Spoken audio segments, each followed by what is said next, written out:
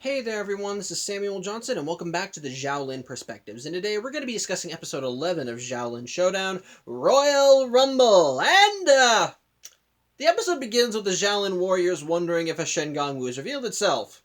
One has not. And part of the reason why they're asking is because apparently it's been a while since a Shengang Wu has revealed itself. 2 weeks, according to Clay. And put simply, the Xiaolin monks are getting stir-crazy, and when you get stir-crazy, you tend to notice a few negative traits about your bunkmates. Specifically, the Xiaolin monks are starting to get annoyed at one another because they've spent so long cramped together in the temple that they're starting to get more and more upset with one another, stepping on each other's toes, wanting to get some time apart, and basically just noticing all the little foibles of the other people. Omi, however, thinks that them being stuck at the temple is a good thing. It means that they can strengthen their bond, improve as a team, and all that crap. And, well, in order to practice this, he and the other monks end up doing a boulder climbing challenge. Basically, all of them are tied to a boulder, and they all have to work together to carry it up a steep cliff and get to the top where Master Feng is waiting for them. Unfortunately, though, because they're getting so stir-crazy and because they're noticing all these negative foibles from the other monks, they start intentionally getting on each other's nerves because, well, they're already annoyed at one another. They're apparently, like, Raimundo and Clay are getting annoyed because apparently Kimiko snores in her sleep, which Kimiko initially mocked Clay for. Kimiko points out how Clay apparently does not like Raimundo's music because he doesn't even consider it music, and of course Clay gets annoyed when Kimiko mocks him and mocks his accent, and basically it all just comes to a head as all of them end up fumbling and they all end up dropping the boulder to the point where while Omi tries to try and lift everybody's spirits up, ultimately at best all he does is annoy them because his goody-goody attitude is getting on their nerves. So yeah, they're not exactly working as a team, which disappoints Omi because he does think that they should work together more. In the meantime, back with the villains, they're also getting just as stir-crazy, as Jack Spicer is getting annoyed because someone ate the last pudding cup and he immediately looks to Wuya, which both she and I think is stupid because she's a ghost. She doesn't eat, which even she points out. However, as Jack and Wuya start getting on each other's case, Wuya starts reacting, as finally, after 2 weeks, a Shengang Wu has finally revealed itself, which even Dojo picks up as while the monks are trying to meditate, and once again getting on each other's nerves, Dojo comes in and lets them know of the Shengang Wu revealing itself. But not just this one. As it turns out, this is a smorgasbord. What's going on is that it's not one Shengang revealing itself, it's not 2, not 3, but 4 Shengang Wu all revealing themselves at the same time. And basically this amount, because all 4 Shengang Wu because the effect is so great, it's affecting both Dojo and Wuya to extreme degrees, to the point where even Dojo gets himself tied up because his body's just convulsing and reacting so much, while Wuya is just like spreading herself thin and screaming because of the feeling. So yeah, basically it's now a free-for-all. Since it's 4 Shengang Wu at once, the Xiaolin monks have decided the Xiaolin monks will split up to try and cover more ground, with each warrior going after one Shengang Wu, which the Xiaolin monks are more than happy to do because, well, again, getting on each other's nerves. As such, Master Feng arms each of them with a Shengang Wu and they're sent on their way, with Kimiko getting the Mantis Flip Coin, Raimundo getting the Falcon's Eye, Clay getting the Serpent's Tail, and Omi getting the Star Anabi. In the meantime, Wuya is also employing a similar strategy, since it's 4 Shengang Wu at once, she decided to call in some old friends, quote-unquote, in order to offer Jack some assistance. In this case, Katnape, Tabimora, and a rebuilt chameleon bot. As such, each of them are armed with a Shengang Wu, with Katnape getting Katnape getting the Tangle Web Comb, the chameleon bot getting the 2-ton tunic, Tabimora getting the changing chopsticks, while Jack arms himself with the monkey staff. However, Wuya also has a dual purpose for getting all these people together. For you see, since she knows the Xiaolin monks are going to employ a similar strategy of divide and conquer, she thinks that this is probably the one opportunity they'll have where they'll not only be able to get the Shengang Wu, but also be able to eliminate the monks altogether so that the remaining Shengang Wu in the world will be easy pickings. And so, immediately everyone goes out, as the Xiaolin warriors and the bad guys all race to get the Shengang Wu, with everybody splitting up. In this case, with Kimiko going to a bayou to get one Shengang Wu, Raimundo goes to a deserted island, Clay ends up in the Arctic, while Omi ends up in the desert, as each of them go after their own individual Shengang Wu. In the case of Kimiko, the Shengang Wu she's going after is a flower called the Lotus Twister, which has the ability to essentially make whoever utilizes it get Mr. Fantastic powers, stretchy and malleable limbs, and so forth. Raimundo ends up going after something called the Longi Kite, which is basically just a kite that looks like a dragon that if you mount it on your back can give you the ability to fly. In the case of Clay, he's going after something called the Tongue of Saiping, which looks like I don't know, a mantelpiece, I don't know, but it has a tongue on it that if you put it to your face, it can allow you to talk to animals. In the case of Omi, he's going after something called the Sun Chi Lantern, a lantern that has the power to unite the chi of all the people whose light shines in it with the chi of whoever is wielding it. So once again, race is on, and of course, each of the Xiaolin monks end up encountering one of the bad guys at each of their places, with Kimiko going up against Katnape, Raimundo the Chameleon Bot, Clay, Tabimora, and Omi going after Jack. And well, all of them reach their Shengang Wu at the same time, so 4 consecutive Xiaolin showdowns are declared. In the case of Kimiko and Katnape, their challenge is simply gator hopping. They have to hop from one gator to the next and try and reach the Lotus Twister. Whoever gets it first wins. In the case of Raimundo and the Chameleon Bot, it's a game of hide and seek. The Shengang Wu will hide, and they have to seek it, and whoever finds it first is the winner. In the case of Clay and Tabimora, it's an ice skating match, and it's a similar thing. Whoever reaches the Tongue of Saiping first will win, and in the case of Omi and Jack, it's once again a race. Only with Jack, he adds a bit of a twist, as not only do both of them have to go across the desert and reach the Sun Chi Lantern, but they also have to carry a glass of water, and they have to reach the Sun Chi Lantern without spilling a single drop of water. As such, the challenges are declared, everyone accepts, and Xiaolin showdown time. And of course, the environments for all 4 areas are altered. Now, because this episode kind of has to juggle all 4 showdowns at once, we're not really given the full extent of seeing reality warp like we would with other showdowns, but we are given some pretty cool effects. Like in the bayou, we get literal geysers that cause a storm, and the gators that Katnape and Kimiko have to jump across are big gators that will zero in on you if they think that you're a viable target.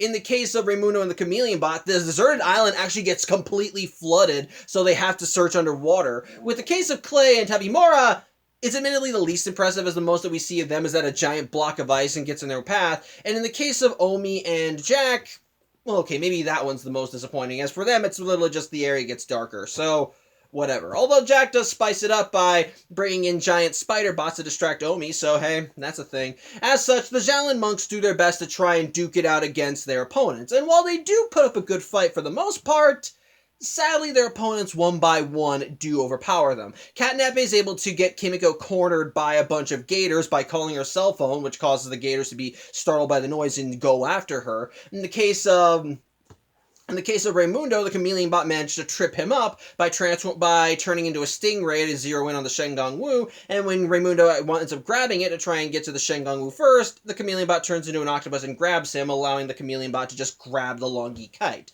In the case of Clay, Tabimora and him both almost reach the Tongue of Saiping, but the tongue is on thin ice, and, well, Clay and Tabimora are big guys, so the ice is cracking. So Tabimora causes Clay to fall into the ice by throwing various fish towards Clay, which in turn causes a bunch of seals to go towards Clay, and, well, added weight causes him to fall through the ice, and with Tabimora able to not break through because changing chopsticks make him small. As such, all of them win their respective showdowns, and with the Xiaolin monks now pretty much helpless, basically each of the bad guys capture them, with Katnape throwing a net over Kimiko and trapping her, the Chameleon Bot just grabbing Raimundo and flying away with the Shengang Wu, and Tabimora just throwing Clay into a sack because he's kind of very cold and really has no way of fighting back. However, Omi actually does have better luck, as he's able to take out Jack's robots without spilling a drop of water, and, well, the thing is, Jack never said that the water had to be in the cup. It's just that he couldn't spill a drop. So Omi managed to find a way around this little challenge by keeping the water in his mouth and thus just racing right to the Shengang Wu and grabbing it just before Jack does. And so Omi wins that showdown, though for some reason he doesn't get the monkey staff when winning. So whatever. Either way, Omi is at least the victor, while Jack Spicer has to run away and lick his wounds. However, as Omi and Dojo return back to the temple, they notice that none of the other monks are there, which I find weird considering that Dojo should have been the one to go back and pick them up, but whatever. But ultimately, I'm assuming what happens is that Jack and Co. end up sending a message to the Xiaolin Temple and let them know, we've captured your friends. Or at the very least, they told Dojo when he went to go back and get them, and likewise, Dojo chose to not tell Omi till he reached the temple. At least that's what I'm assuming, because I really have no idea how they would know without us. I have no idea how they would know ahead of time that the good guys have been captured. Either way, though, Omi decides he wants to mount a rescue and get the other Xiaolin monks back, but Master Feng and Dojo tell him that that's not going to be an easy task, as he's going to be going in alone, and he won't have his friends to back him up.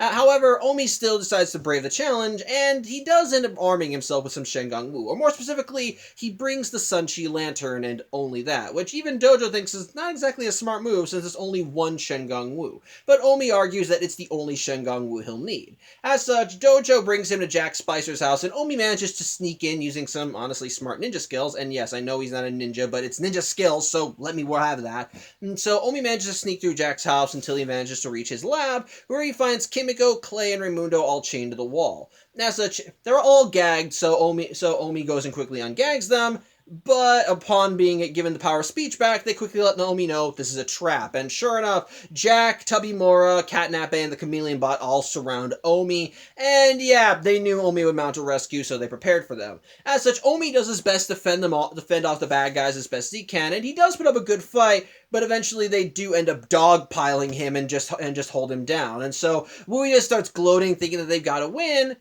until Omi activates the Sunchi Lantern, and its light shines over the faces of the other Xiaolin warriors, and so their chi flows into the lantern and right into Omi, thus giving him the combined strength of all four warriors. And so, utilizing the movesets and elements of the other four Xiaolin monks, he's able to overpower each of the other bad guys and just knock them aside, leaving only Jack Spicer. And Jack, while he does want to put up a fight, quickly realizes that this is a losing battle and then runs away screaming, with Wuya telling him to get back here. But ultimately, Omi is successful in saving his friends, and as a kind of parting gift, so to speak, the Xiaolin monks decide to take some of Jack's Shengang Wu. In this case, they managed to get two of the Shengang Wu that they were going after, which in this case are the Longi Kite and the Tongue of Sai Ping, but in the case while also managing to get some Shengang Wu back of their own. In this case, they get the Serpent's Tail, and as an added bonus, they managed to get a Shengang Wu from the previous episode. Specifically, they managed to grab the Orb of Tornami, so hey,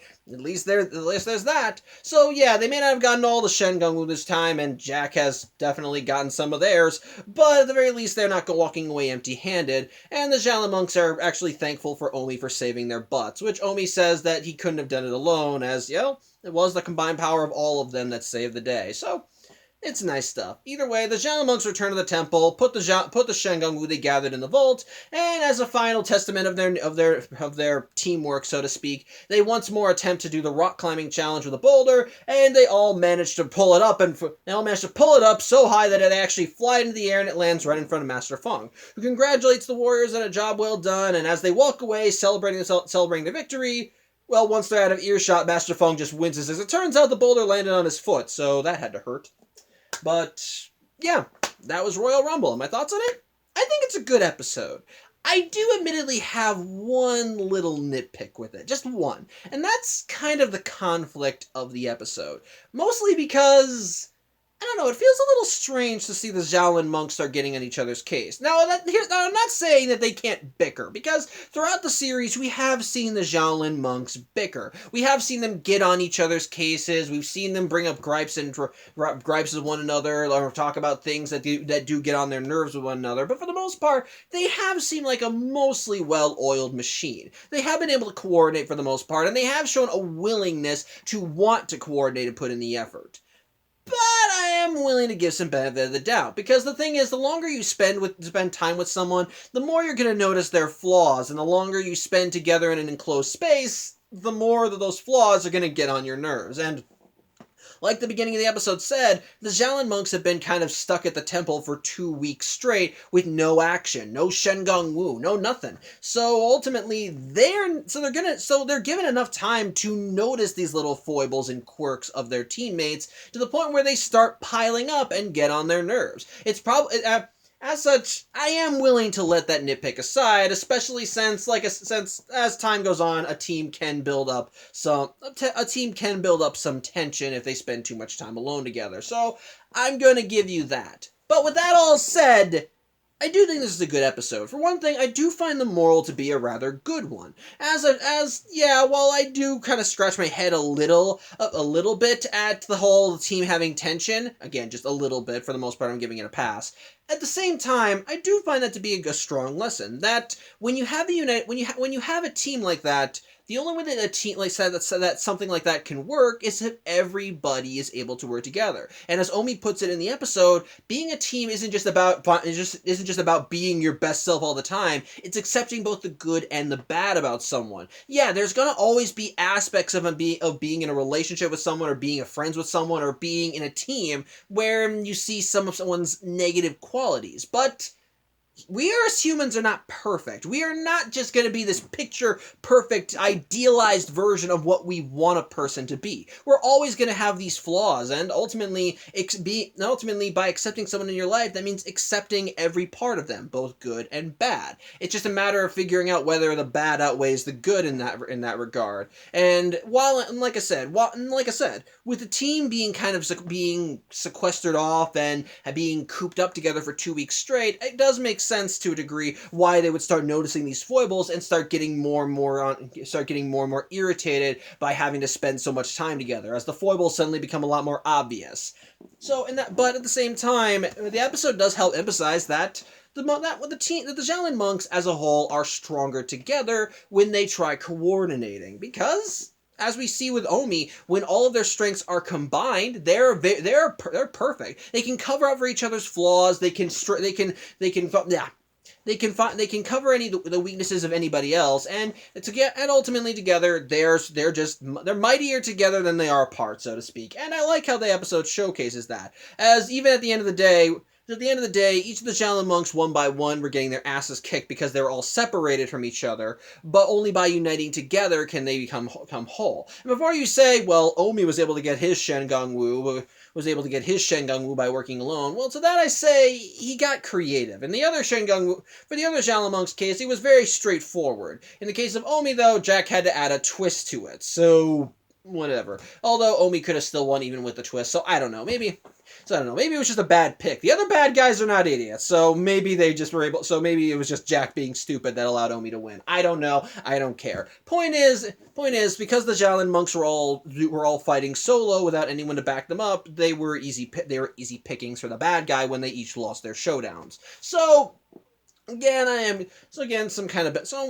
willing to give some benefit of the doubt there. And hell, you can even cover that up for Omi, because when he went to go and save his friends at the end of the episode, when the bad guys all ganged up on him, he was beaten. And the only reason he managed to ultimately turn the table was through the Sun Chi Lantern, which united the strength of him and his friends into Omi, and so with their combined strength, he was able to net a win. So again, you can showcase that, that Omi alone was not going to be that Omi alone could not do all this, but together they were a mighty force. And I like that. I do like that. And on top of that, this episode is very worthy of its title, Royal Rumble. Not only is it very cool to see a bunch of Shengong Wu activate at once, but at the same time, it's cool to see the Xiaolin monks all participating in 4 separate showdowns just to get them all. And it's cool to see all these various villains from previous episodes all coming together to duke it out with them. Yeah, we don't have a large pool of villains to choose from yet. There will be more,